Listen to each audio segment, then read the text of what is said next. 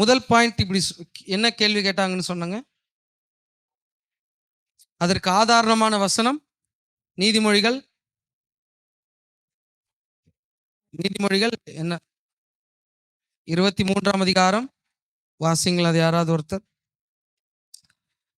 நிச்சயமாகவே முடிவு உண்டு, உன் நம்பிக்கை வீண் போகாது. ஆமென் சொல்லுங்களேன். போன வாரம் இப்படி சொன்ன, நிச்சயமாகவே உங்களுக்கு முடிவு உண்டு, உங்க நம்பிக்கை வீண் போகவே போகாது. அதை தொடர்ந்து இந்த நாளிலும் அதன் கண்டினியூஷன் 2 பாயிண்ட் மாத்திரம் நான் சொல்லி ஒரு 10-15 நிமிஷத்துல முடிக்கணும்னு நான் விரும்புறேன். அதே மத்தேயு எழுதின சுவிசேஷ புத்தகம் 15வது அதிகாரம் 25-26 அவள் வந்து, ஆண்டவரே எனக்கு உதவி செய்யும் என்று அவரை பணிந்து கொண்டால், அவர் அவளை நோக்கி பிள்ளைகளின் அப்பத்தை எடுத்து நாய்க்குட்டிகளுக்கு போடுகிறது நல்லதல்ல. ஒரு ஆமென் சொல்லுங்களேன். முதல்ல பண்ண அவமானத்தை விட பெரிய அவமானத்தை அவ இப்ப சந்திக்கிறான். இந்த கானானிய ஸ்திரீ முதல்ல அசட்டை பண்ணிட்டு போயிட்டே இருந்தாரு, இவ பேசிட்டே இருக்கா, அவர் பதில் சொல்லவே இல்லை. ஆனாலும் உறுதியான விசுவாசம் அவளுக்கு இருந்தது. உறுதியான விசுவாசத்தினால இன்னும் அவரை பின்தொடர்ந்துகிட்டே வரா. பின்தொடர்ந்துட்டு வந்துட்டு மறுபடியும் கேட்கிறா, பணிந்து கொள்றா, அவரை வர்ஷிப் பண்றா. பணிந்து கொண்டு கேட்கிறா, என் பிள்ளைக்கு சுகத்தை கொடுங்க அப்படின்னு அவ கேட்கும் பொழுது அவர் சொல்றாரு, பிள்ளைகளின் அப்பத்தை எடுத்து நாய்க்குட்டியாகிய உனக்கு போடுவது. ஆமென் சொல்லுங்களேன். ஃபர்ஸ்ட் அவர் பதிலே சொல்லல, அதிலே அவர் ரொம்ப டிசப்பாயின்மெண்ட் பண்ணிட்டாரு. 2வது அவமானப்படுத்துறாரு. ஏமா, பிள்ளையின் அப்பத்தை எடுத்து நாய் உனக்கு நான் போடுவேனா அப்படின்னு கேட்கிறாரு. ஆமென் சொல்லுங்களேன். அவ வேற எதுவுமே கேட்கல, எனக்கு உதவி செய்யுங்க, அவ்வளவுதான் கேட்டா. என்ன கேட்டா? எனக்கு ஹெல்ப் பண்ணுங்கப்பா, எனக்கு உதவி செய்யுங்க அப்படின்னு சொல்லி கேட்கிறான். அதுலயும் அவ என்ன சொல்லி கூப்பிடுறான்னா, ஆண்டவரே அப்படின்னு சொல்லி கூப்பிடுறா. ஆமென் சொல்லுங்களேன். யூதர்களை தவிர யாரும் ஆண்டவரே சொல்லி கூப்பிட மாட்டாங்க. யாரும் அப்படி கூப்பிட மாட்டாங்க. அப்படி ஆண்டவரேன்னு ஒருத்தவங்க கூப்பிடுறாங்கன்னா அவரை தெய்வமாக அவர் ஏற்றுக்கொண்டாங்கன்னு அர்த்தம். ஆமென் சொல்லுங்களேன். அப்படின்னா என்ன அர்த்தம்னா, இவளுக்கு நல்லா தெரிஞ்சிருச்சு, இவரால மட்டும்தான் என் மகளுக்கு சுகம் தர முடியும். எத்தனை பேருக்கு நான் சொல்றது புரியுது? இவரை விட்டா யாராலையும் என் மகளுக்கு சுகம் தரவே. அதனாலதான் அவளுக்கு ஒரு ஆழமான விசுவாசம் இவளுக்குள்ள வந்துருச்சு. ஆழமான விசுவாசம் இவளுக்குள்ள.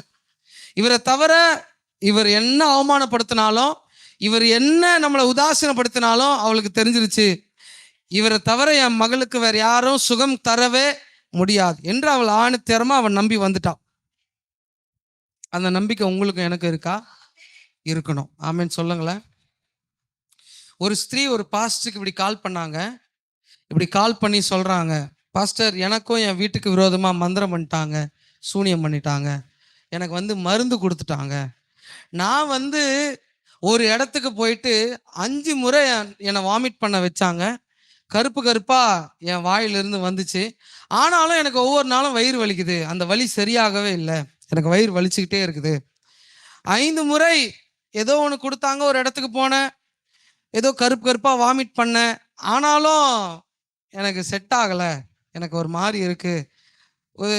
ஏதோ ஊதுவாங்க, கருப்பா வாமிட் எடுப்பேன், ஆனாலும் என் வயிறு வலி இன்னும் நின்று போகவே இல்லை. அவர் சொன்னாரா, அங்க இங்க போனாலும் உன்னுடைய வயிறு வலி சரியாகவே ஆகாது. நான் ஒருத்தரை சொல்றேன், அவர் பேரு இயேசு கிறிஸ்து. அவரை உன் சொந்த இரட்சகராக நீ ஏற்றுக்கொண்டு இன்றைக்கு உன் முழு இருதயத்தோடும் உன் முழு பலத்தோடும் உன் முழு ஆத்மாவோடும் அவர்கள் அன்பு கூர்ந்து மெய்யாகவே இயேசு எனக்கு விடுதலை தருவார் என்று நீ நம்பினால் நிச்சயமாகவே கர்த்தர் உனக்கும் உன் குடும்பத்துக்கும் இன்னைக்கு ஒரு விடுதலை தர அவர் வல்லவராய் இருக்கிறார் என்று அவங்க சொல்லும் பொழுது அவங்க சொன்னாங்களாம், இது வரைக்கும் எத்தனையோ ட்ரை பண்ணிட்டேன், ஏதோ நீங்க சொல்றீங்க, உங்களை பத்தி சொன்னாங்க, நான் வந்தேன், இன்னைக்கு நான் முழு மனசோடு இயேசுவை ஏற்றுக்கொள்றேன் என்று சொல்லி அவங்க தலை மேல கையை வைத்தாராம் பாருங்க. அவங்களுக்குள்ள இருந்த பிசாசு அலக்கழித்து அவர்களை விட்டு ஓடியே போச்சு. ஆமென் சொல்லுங்களேன். ஆமென் சொல்லுங்களேன். அவர் சொன்னாங்களாம், அந்த பாஸ்டர் சொன்னாராம், இதுதான் உண்மையான சத்தியம், இதுதான் உண்மையான விடுதலை. ஏன்னா யோவான் 8:38 சொல்லுகிறது, குமாரன் உங்களை விடுதலை ஆக்கினால் மெய்யாகவே விடுதலை ஆவீர்கள். குமாரனாகி இயேசு கிறிஸ்து விடுதலை ஆக்கினால் மெய்யாகவே நீங்கள் என்ன ஆவீங்க? இவளுக்கு ஒரு ஆழமான விசுவாசம், இந்த கானானிய ஸ்திரீக்கு ஆழமான ஒரு விசுவாசம், என் இயேசுவால் மட்டும்தான் என் மகளுக்கு சுகம் தர. இவ என்ன செஞ்சான்றதை நான் சொல்றேன். அதை நம்பி வந்துட்டா. நம்பி வந்ததுனாலதான் இவர் சொல்றாரு, இப்ப சொல்றாரு, பிள்ளைக்கு தான்ப்பா அப்பத்தை எடுத்து வச்சிருக்கிறேன், நாய் உனக்கு நான் அப்பத்தை எடுத்து கொடுப்பனா? யாராவது உங்களை அப்படி நாய் அப்படின்னு சொல்லிட்டா அவங்க வீட்டுல சாப்பிடுவீங்க? சொல்லுங்களேன். இவர் கேட்கிறாரு, அவமானப்படுத்துறாரு. பிள்ளையின் அப்பத்தை எடுத்து நாயாகிய உனக்கு நான் கொடுப்பனா அப்படின்னு அவமானப்படுத்துறா. அவ என்ன சொல்றா? மெய்தான் ஆண்டவரே. என்ன சொல்றா? மெய்தான் ஆண்டவரே, ஆகிலும் நாய்க்குட்டிகள் தன் எஜமான்களின் மேஜில் இருந்து விழும் துணிக்கைகளை எப்படி எப்படி அவ அங்க பேசுறா பாருங்க. என்ன என்ன அங்க நடந்ததுன்னு நான் சொல்றேன். அவள் இப்படி சொன்னதுக்கு அப்புறமும் நான் நாய் உனக்கு தருவனா அப்படின்னு அவமானப்படுத்தினதுக்கு அப்புறமும் அவ சொல்றா, மெய்தான் ஆண்டவரே. யூதர்கள் புற ஜாதிகளை எப்படிதான் நினைப்பாங்க? நாயா தான் நினைப்பாங்க. அதனாலதான் யூதர்கள் வீட்டுல நாய் வளர்க்கவே மாட்டாங்க, ஒரு அருவருப்பாக அதை எண்ணுவாங்க. இப்ப இயேசு கிறிஸ்துவும் அதே வார்த்தை சொல்றாரு. இதெல்லாம் அவளை பரீட்சிக்கிறார். நல்லா கவனிங்க. இதே வார்த்தையை நம்முடைய ஆண்டவராக இயேசு கிறிஸ்துவும், இவளுக்காக தான் அந்த ஊருக்கே அவர் வந்தாரு. நல்லா கவனிங்க. வேற எதுக்காகவும் அந்த ஊருக்கு அவர் வரல. இவளுக்கு ஒரு சுகம் தரணும், இவ பிள்ளைக்கு ஒரு சுகம் தரணும். இவளுடைய அழுகையின் சத்தத்தை கேட்டுதான் அந்த தீரு சீதோன் பட்டணத்துக்கே அவர் வந்தாரு. அவர் அவளுக்காக வந்தாலும் கூட அவளுக்கு எப்படிலாம் அவர் டெஸ்ட் பண்றாரு பாருங்க. ஃபர்ஸ்ட் அவ பேசுறத கண்டுக்காம போயிட்டாரா, இப்ப சொல்றாரு, பிள்ளையின் அப்பத்தை எடுத்து நாய்க்குட்டி உனக்கு தருவனா அப்படின்னு சொல்லி இவ என்ன சொல்றா, இவ மனசு எப்படி அங்க நடப்பிக்குது, இவளுடைய குணம் அங்க எப்படி இருக்குது, இவ கோச்சிட்டு போயிடுறாளா இல்ல இன்னும் உறுதியா இருக்கிறாளா அப்படின்னு சொல்லி அங்க ஒரு பரீட்சை வைக்கிறார் ஆண்டவர். ஆமென் சொல்லுங்களேன். இப்ப சொல்றாரு, பிள்ளையின் அப்பத்தை எடுத்து நாய்க்குட்டிக்கு போடுவது. இன்னும் வேதனைப்படுத்துறாருங்க. இந்த வார்த்தை இன்னும் அவளை வேதனைப்படுத்துது.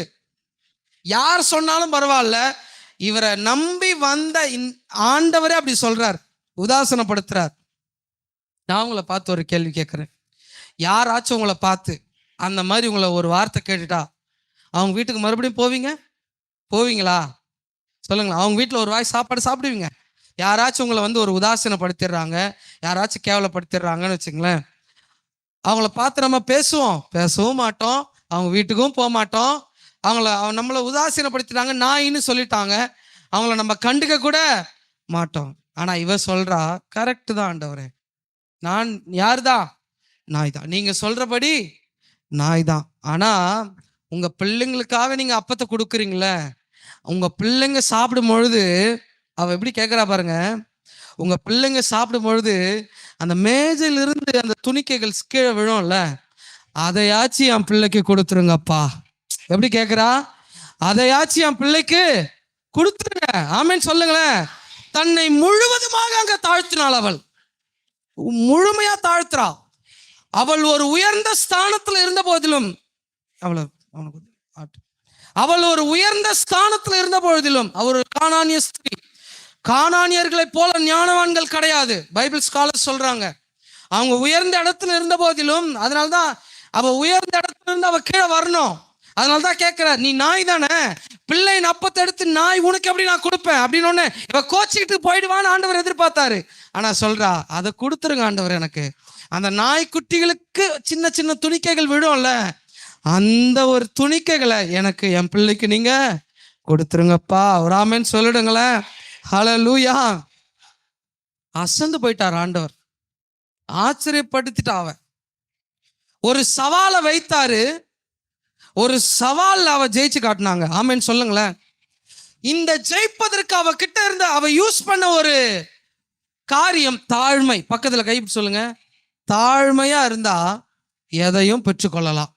ஆமென் சொல்லுங்களேன். அவ சொன்னா, பரவாயில்லைங்க, ஆனா என் பிள்ளைக்கு அந்த துணிக்கையாச்சும் கொடுத்துருங்கப்பா. ஒரு தாயின் விசுவாசம் அது. ஆமென் சொல்லுங்களேன். தேவனாகிய கர்த்தர் இயேசு கிறிஸ்து அவளுக்கு ஒரு சோதனை வச்சாரு. நம்மளை பார்த்து யாராவது நாயின்னு சொல்லியிருந்தா நம்ம என்ன பண்ணியிருப்போம்? ஆனா இவளை பார்த்து சொன்ன உடனே அந்த சவாலை தாழ்மையினால ஜெயிச்சாங்க. ஒன்று சொல்றேன் உங்களை பார்த்து, மலையையே பெயர்க்கத்தக்க விசுவாசம் உங்களுக்கு இருந்தாலும் தாழ்மை இல்லைன்னா வேஸ்ட். எனக்கு எவ்வளவு விசுவாசம் இருக்கு தெரியுமா? ஒரு மலையே பெயர்க்கத்தக்க விசுவாசம் இருக்கு பாஸ்டர், ஆனா தாழ்மை இல்லை, வேஸ்ட் அந்த விசுவாசம். புரியுதா உங்களுக்கு? இந்த தாழ்மை தான் தேவனை ஆச்சரியப்படுத்திருச்சுங்க. தேவன் சில நேரத்துல நம்மளை தாழ்த்தும் பொழுது நாமும் தாழ்மையாய் நம்மளை விட்டு கொடுக்கணும். புரியுதா உங்களுக்கு? தேவன் நம்ம நேரத்துல சில நேரத்துல நம்மளை தாழ்த்துவார். அந்த நேரத்துல நம்ம தாழ்மையா நம்மளை என்ன பண்ணோம்? இறங்கி வரணும். ஆமென் சொல்லுங்களேன். சில நேரத்துல பாருங்க, நம்ம நன்மைக்காக காத்திருப்போம், ஒரு சுகத்திற்காக காத்திருப்போம், ஒரு ஆசீர்வாதத்திற்காக காத்திருப்போம். ஆனா நன்மைக்கு பதில் தீமை தான் நடக்கும். அந்த இடத்துல நன்மை நடந்துராதான்னு காத்திருக்கிற நேரத்துல தீமை தான் நடக்கும். ஜெயம் வந்துராதான்னு காத்திருக்கிற நேரத்துல தோல்விதான் வரும். சுகம் வந்துராதா அப்படின்னு காத்திருக்கிற நேரத்துல இன்னும் சுகவீனம் ஆயிட்டே போவோம். ஒரு சந்தோஷம் என் காதுல கேட்காதான்னு எதிர்பார்க்கிற நேரத்துல துன்ப செய்தியும் அவமான செய்தியும் நம்ம காதுகளில் கேட்கப்படும். அந்த நேரத்துல கர்த்தர் சோதிப்பார், உன் இருதயம் எப்படி ஆண்டவருக்கு நேராக இருக்கிறது. நீங்க ஒன்னு எதிர்பார்க்கிறீங்க, நீங்க எதிர்பார்க்கிறது நடக்காம எதிர்பார்க்காதது நடக்கும் பொழுது ஆண்டவர் ஒரு சவாலை உங்களுக்கு முன்னாடி வைப்பாரு. நீங்க எதிர்பார்த்ததை நிச்சயமா கர்த்தர் கொடுப்பாரு. ஆனா கொடுக்கறதுக்கு முன்னாடி உங்க இருதயம் எப்படி ரியாக்ட் பண்ணுது, உங்க இருதயம் எப்படி அவருக்கு முன்னாடி நடக்குது அப்படின்றத அவர் டெஸ்ட் பண்ணும் போது நீங்க தாழ்மையா அவர் கரத்துல உங்க இருதயத்தை திருப்புவீங்கன்னா அவர் உங்களுக்காக யாவையும் செய்வார். உங்க சூழ்நிலையில உங்க விசுவாசம் எப்படி இருக்குன்னு அவர் பார்க்கிறாருங்க. சில நேரத்துல நம்ம இருதயம் எப்படி இருக்குன்னு அவர் சோதிச்சு பார்க்கிறார். பிரதர் சிஸ்டர், இன்னும் பெருமை நம்மளை விட்டு விலகலைன்னா ஃபெய்த் இருந்தும் விசுவாசம் இருந்தும் வேஸ்ட். ஏன்னா எதுக்குமே தேவன் எதிர்த்து நிற்கல. பெருமைக்கு தேவன் எதிர்த்து நிற்கிறார். அதனால்தான் பவுல் சொல்றார், எல்லாமே குப்பையும் நஷ்டமும் என்று. எல்லாமே குப்பை. ஆனால் தேவனுக்கு முன்பதாக உங்களை தாழ்த்தி அந்த ஸ்திரீயை போல ஒரு நான் நாய் தான் ஆண்டவர் அப்படின்னு தன்னை ஒத்துக்கிட்டா பாருங்க. தாழ்மையோடு அவ கேட்டா, எனக்கு தந்துருங்கப்பா, என் மகளுக்கு சுகம் வேணும் அப்படின்னு ஆண்டவர் வைத்த அந்த சவாலை தாழ்மையோடு அதை ஏற்றுக்கொண்டு அந்த சவாலை அவரை ஜெயித்தா பாருங்க. அந்த விசுவாசம், அந்த நம்பிக்கை அவரை ஆச்சரியப்படுத்தினது. அந்த கானானிய ஸ்திரீ கேட்கும் 2வது கேள்வி, சவால்களை ஜெயிக்கும் விசுவாசம் இருக்கா? சவாலை ஜெயிக்கிற விசுவாசம் இருக்கா? இப்ப இன்னைக்கு ஒரு சவாலை தானே சந்திச்சுட்டு இருக்கீங்க. ஒரு சவால் கர்த்தர் உங்களுக்கு முன்னாடி வைத்திருக்கிறார்னா அந்த சவாலை ஜெயிக்கிற அளவுக்கு உங்களுக்கு விசுவாசம் இருக்கிறதா? இந்த கானானிய ஸ்திரீ அந்த சவாலை ஜெயித்தாள். அவளுக்கு வைத்த அந்த சவாலை ஜெயித்து கேட்கிறா. இன்னைக்கு சபையில நம்மளை பார்த்து கேட்கிறா, தேவன் உங்களுக்கு வச்ச சவாலை ஜெயிப்பதற்கு நீங்கள் ஆயத்தமா இருக்கிறீங்களா? அதனாலதான் லூக்கா சேகர் ஐயா ஒரு பாடல் பாடினாரு, என்னதான் ஆனால் என்ன என் மீட்பர் உயிரோடுண்டு, தொடர்ந்து பயணம் செய்வேன், என் துணையாளர் முன் செல்கிறார். எத்தனை பேருக்குள்ள அந்த சவாலை சந்திக்கிற விசுவாசம் இருக்கிறது? ஒரு ஆமென் சொல்லிடுங்களேன். இந்த கேட்கிற 2வது கேள்வி சவாலை சந்திக்கிற. 3வது கேள்வி நான் சொல்லி முடிக்கிறேன். மத்தேயு 15:27. அதற்கு அவள், மெய்தான் ஆண்டவரே, ஆகிலும் துணிக்கைகளை தின்னுமே. அவ சொல்றா. 3வது ஒரு கேள்வி நம்மளை பார்த்து கேட்கிறா, மெய்தான் ஆண்டவரே, நான் நாய் தான், நான் ஒத்துக்கிறேன், எனக்கு ஆனா உதவி செய்யுங்க அப்படின்னு சொன்ன மாத்திரத்துல இயேசு கிறிஸ்து லாக் ஆயிட்டாரு. அவ்வளவுதான். மறுபடியும் அவரால் எதுவுமே பேச முடியல. அடுத்த வசனமே அவர் சொல்றாரு, இயேசு அவளுக்கு பிரதியுத்தரமாக, ஸ்திரீயே உன் விசுவாசம் பெரியது. ஆமென் சொல்லிடுங்களேன். ஹல்லேலூயா.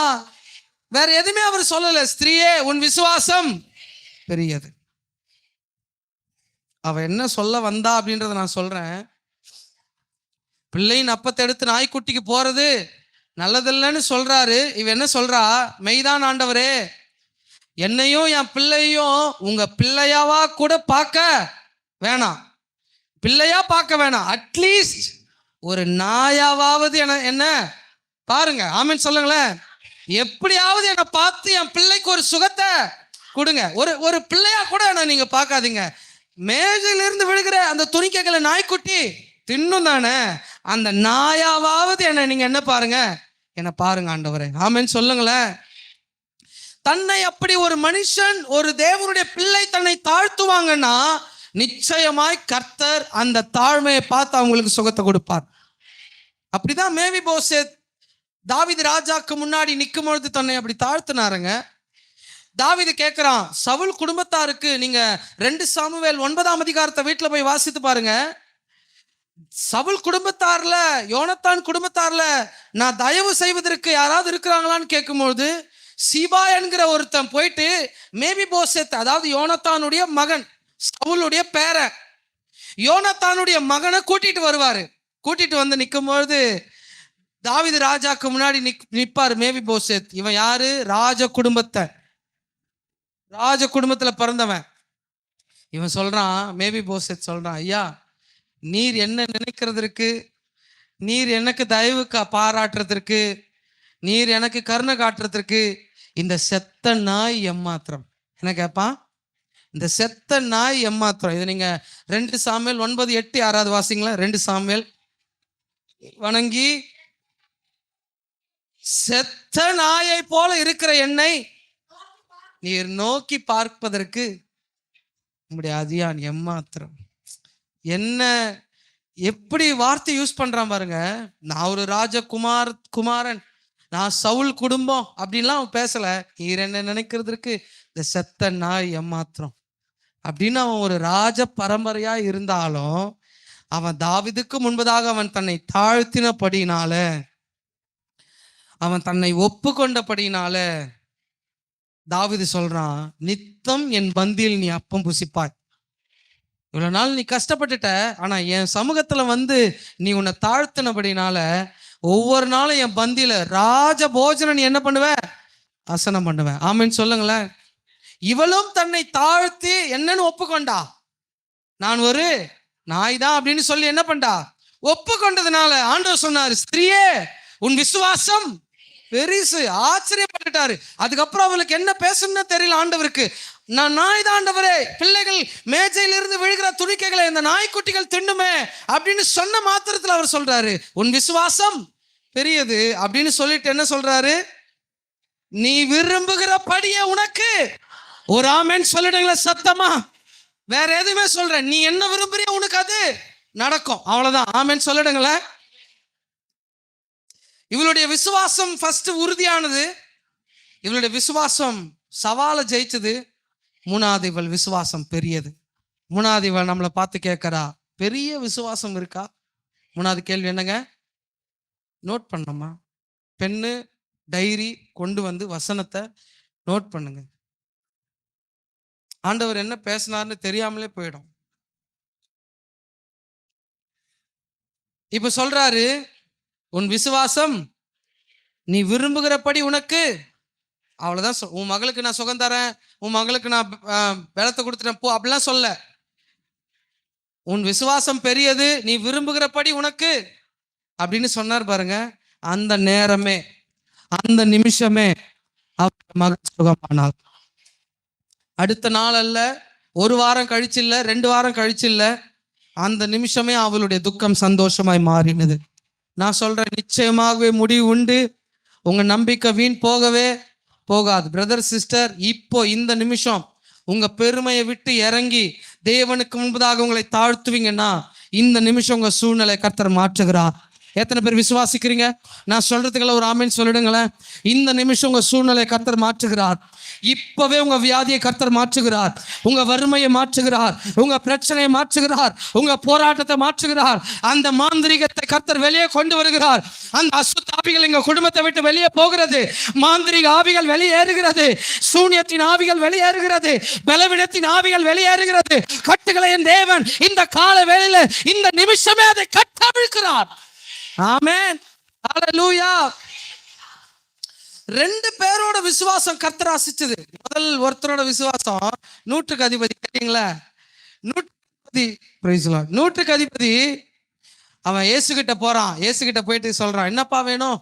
ஆண்டவரே, என் வேலைக்காரன் சுகவீனமா இருக்கிறான். ஆண்டவர் சொல்ல, நான் வரட்டுமா, உன் வீட்டுக்கு வரட்டுமா அப்படின்னு கேட்கும்போது அவன் சொல்லுவான், ஐயரே, நீர் வருவதற்கு நான் ஒருவனை வானா வருவான் போனா அப்படின்னா அவன் என்ன சொல்ல வரான்னு நான் சொல்றேன். அவன் சொல்றான், ஏசப்பா, எனக்கு அதிகாரம் இருக்குது. நான் ஒரு அதிகாரம் படைச்சவன், நூற்றுக்கு அதிபதி. ஒருத்தனை வான்னா வருவான், போனா போவான், நில்லுனா நிப்பான், உட்கார்னா உட்காருவான், எழுந்துருனா எழுந்திருப்பான். என்னுடைய வார்த்தைக்கு இருக்கிற வல்லமை எனக்கு தெரியும். ஆனா அதை விட உங்களுடைய வார்த்தைக்கு என்ன வல்லமை இருக்குதுன்றது எனக்கு தெரியும். ஒரு ஆமென் சொல்லிடுங்களேன். தள்ளி உட்காரப்பி. உங்களுடைய வார்த்தைக்கு என்ன வல்லமை இருக்கிறது என்பதும் எனக்கு தெரியும். என்னுடைய அதிகாரம், என்னுடைய லிமிட் எல்லாமே உலகத்துலதான் இருக்குது. ஆனா நோயை பார்த்து நில்லுனா நிக்காது, வியாதியை பார்த்து நில்லுனா அது நிக்காது, சுகவீனத்தை பார்த்து சுகமாவனா அது ஆனா எனக்கு தெரியும், இது நிக்கணும்னா உங்களுடைய வார்த்தை வரணும். ஆமென் சொல்லுங்களேன். ஒருத்தனை நான் போடானா போவான், வாடானா வருவான், ஆனா வியாதி போகாது. அதனால நீர் என்னுடைய வீட்டுக்கு வருவதற்கு நான் பாத்திரனே. அவன் சொல்லுவான், ஒரு வார்த்தை சொல்லுங்க ஆண்டவரே, நீர் ஒரு வார்த்தை சொன்னால் போதும், என் வேலைக்காரன். கர்த்தர் சொல்லுவாரு, இஸ்ரவேல்ல கூட இப்படிப்பட்ட விசுவாசத்தை, அப்படின்னா என்ன சொல்றாரு, என் பிள்ளைங்கள் மத்தியில கூட இப்படிப்பட்ட ஒரு விசுவாசத்தை, நீ புறஜாதி, நீ யாரோ, ஆனா என்னை இவ்வளவு நீ என்ன பண்ற? அவனுடைய பெரிய விசுவாசத்தை கனப்படுத்தினார். அவன் வீட்டுக்கு போறதுக்குள்ளவே அந்த வேலைக்காரன் சுகமாக்கப்பட்டான். அவன் சொல்றான், என் வார்த்தைகளுக்கு மனிதர்கள் அடங்குவாங்க, ஆனா உம்முடைய வார்த்தைக்கு சகலமும் அடங்கும் ஆண்டவரே. உம்முடைய வார்த்தையில ஜீவன் உண்டு நான் நம்புறேன். ஆமென் சொல்லுங்களேன். உம்முடைய வார்த்தை உயிர்ப்பிக்கிற வல்லமை இருக்குதுன்னு நான் நம்புறேன். உம்முடைய வார்த்தை செத்து போன ஒருத்தனை தூக்கி நிறுத்தும்னு நான் நம்புறேன். உம்முடைய வார்த்தை ஒரு மனுஷனுடைய தலையெழுத்தையே மாற்றி போடும்னு நான் நம்புறேன் ஆண்டவரே. ஒரு வார்த்தை சொல்லுங்கப்பா, என் வேலைக்காரன் பிழைத்துக் கொள்ளுவான். ஆமென் சொல்லுங்களேன். அவருடைய வார்த்தை போதுங்க பிரதர் சிஸ்டர், அவருடைய வார்த்தை போதும். அந்த வார்த்தை உங்களை வாழ வைக்கும். முதல் நூற்றுக்கு அதிபதியின் விசுவாசம் பெருசா பார்த்தாரு. 2வது இந்த கானானிய ஸ்திரீயின் விசுவாசத்தை தான். இன்னைக்கும் கர்த்தர் நம்மளை பார்த்து கேட்கிறாரு, ஆரம்ப காலத்துல இருந்த அந்த நம்பிக்கை விசுவாசம் இன்னைக்கு இருக்கா? இவரை பார்த்தது கூட இல்லை, இவர்கிட்ட பேசுனது கூட இல்லை, ஆனா இவளுக்கே பெரிய விசுவாசம் இருக்குமானால் பல ஆண்டுகளாக சபைக்கு வந்து தேவனை ஆராதித்து ஞானஸ்தானம் எடுத்து அவரை ஆராதிக்கிற உங்களுக்கும் எனக்கும் மிகப்பெரிய விசுவாசம் வேணுங்க. இன்னைக்கு நீங்க நம்புவீங்கன்னா, பெரிய விசுவாசத்தோடு இன்னைக்கு காத்திருப்பீங்கன்னா, நிச்சயமாய் கர்த்தர் ஒரு விடுதலையை வைத்திருக்கிறார். அவளின் விசுவாசம் அவள் பிள்ளையை ரட்சித்தது, அவள் குடும்பத்தை விசுவாசித்தது. இன்னைக்கு உங்களுக்குள்ளும் அந்த விசுவாசம் நம்பிக்கை இருக்குமானால் உங்களையும் உங்கள் குடும்பத்தையும் அந்த விசுவாசம் ரட்சிக்கும். ஆமென் சொல்லுங்களேன். எத்தனை பேர் நம்புறீங்க கர்த்தர் எனக்காக எதையும் செய்வார், அவர்களுக்கு செய்த ஆண்டவர் எனக்கும் செய்வார் என்று விசுவாசிக்கிறவங்க நல்ல சத்தமா ஆமென் சொல்லுங்களேன். ஹல்லேலூயா என்று விசுவாசிங்க, கர்த்தர் நிச்சயமா செய்வார். ஜார்ஜ் முல்லர் என்ற ஒரு மிஷனரி, அவர் சொல்லி முடிக்கிறேன், வாலிப பிரயாசத்துல ட்ரக்ஸுக்கு அடிமை, திருட்டுதானம், அப்பா பாக்கெட்ல எல்லாத்தையும் திருடுவாரு. வாலிப வயசுல ஒரு எங்கேயாவது போய் ஸ்டே பண்ணாருன்னா 1 மாசம் தங்கிட்டு 2 மாசம் தங்கிட்டு காசு கொடுக்காம ஓடி வந்துருவார். ஒரு நாள் இயேசு கிறிஸ்து அவரை சந்திக்கிறார், ரட்சிக்கப்படுறாரு, தன்னுடைய வாழ்க்கையை இயேசு கிறிஸ்துக்கு அர்ப்பணிக்கிறாரு. அதுக்கப்புறம் வேதாகமும் ஜெபம், பைபிள் வாசிக்கிறது, ஜெபிக்கிறது, அவருடைய ஆசை, அவளுக்கு ஒரு பாரத்தை கர்த்தர் கொடுக்குறாரு. அநாத பிள்ளைங்களை எடுத்து வளர்க்கணும் அப்படின்னு சொல்லி ஒரு பாரத்தை கொடுக்குறாரு. அநாத பிள்ளைகளை எடுத்து வளர்ப்பதற்கு கர்த்தர் உதவி செய்கிறாரு. ஒரு ஆமென் சொல்லுங்களேன். கையில காசு இல்லை, விசுவாசம் இருக்குது, ஜெபம் இருக்குது, ₹1 கூட கையில காசு இல்லை. 10,000 பிள்ளைகள் இருக்கிறாங்க. ஆனா அதுக்கு முன்னாடி நடந்த 5 பில்டிங்கை இப்ப கட்டிட்டாங்க அவங்களுக்காக. 200 வருஷத்துக்கு முன்னாடி நடந்த சம்பவத்தை சொல்றேன். ஜெபமும் வேத வாசிப்பும் தான், அதை தான் மையப்படுத்தி அவர் தன்னுடைய ஊழியத்தையும் தன்னுடைய அந்த அநாத ஆசிரமத்தையும் அவர் நடத்துறாரு. 300 பிள்ளைகள் இருக்கிறாங்க. ஒரு நாள் சாப்பாடு கொடுறதுக்கு சாப்பாடு இல்லை.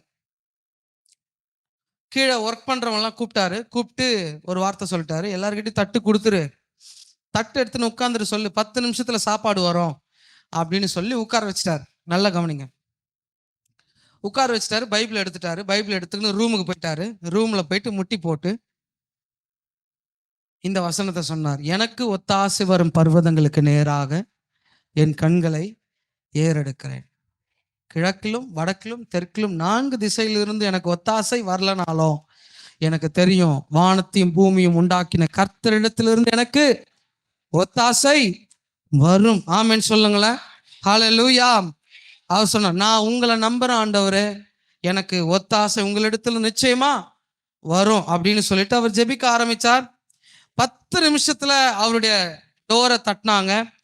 தட்டி ஒரு பெரிய வண்டி நின்றுச்சு. ஒரு பெரிய வண்டி நின்று ஒருத்தவங்க சொன்னாங்க, ஒரு பெரிய ஃபங்க்ஷன் நாங்கள் இந்த கிராமத்தில் அரேஞ்ச் பண்ணோம், இந்த இடத்துல நாங்கள் அரேஞ்ச் பண்ணோம், ஆனால் இப்போ அந்த ஃபங்க்ஷன் கேன்சல் ஆயிடுச்சு. இந்த சாப்பாடு வேஸ்ட்டாக போயிடக்கூடாது, தயவு செய்து நீங்கள் எடுத்துக்கிறீங்களான்னு சொல்லி அன்னைக்கு அந்த பெரிய விழாவுக்கு உண்டு பண்ணின அந்த சாப்பாடை அந்த அநாத ஆசிரமத்துக்கு கொடுத்தாங்க. அது கொடுத்துட்டு போன 5 நிமிஷத்துல ஒரு பெரிய பால் ட்ரக்கு உடஞ்சிருச்சான்.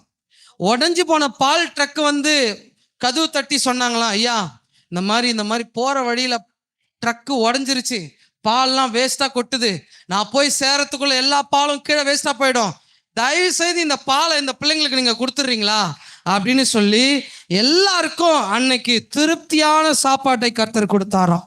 ஆமென் சொல்லுங்களேன். கொஞ்ச நேரத்திலே பால் வண்டி வந்தது, கொஞ்ச நேரத்திலே சாப்பாடு கொடுக்கும்படியாய் கர்த்தர் கிருபை செய்தார். அன்னைக்கு கீழே கொட்டப்பட வேண்டிய எல்லா சாப்பாட்டையும் கர்த்தர் அந்த பிள்ளைகளுக்கு கொடுத்தார். ஒண்ணுமே இல்லாம உட்கார்ந்து இருந்த அந்த மனுஷனுக்கு கர்த்தர் நிரப்ப வல்லவராய் இருந்தார் அப்படின்னு நீங்க விசுவாசிக்கிறீங்கன்னா, அன்னைக்கு செய்த ஆண்டவர் இன்னைக்கும் செய்வார். அன்னைக்கு நடத்தின தேவன் இன்னைக்கும் நடத்துவார். ஆமென் சொல்லுங்களேன்.